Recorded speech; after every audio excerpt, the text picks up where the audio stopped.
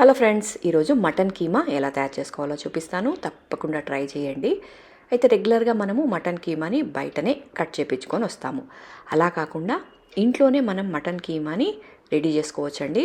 మనం తెచ్చుకునే మటన్లోనే మనము బోన్లెస్ మటన్ తీసేసుకొని దాన్ని కీమా లాగా చేసుకోవచ్చు. ఎలా అనేది ఈ వీడియో మొత్తం చూడండి. స్కిప్ చేయకుండా చూస్తే మీరు కూడా ఇంట్లోనే హ్యాపీగా కీమాని ప్రిపేర్ చేసుకోవచ్చు.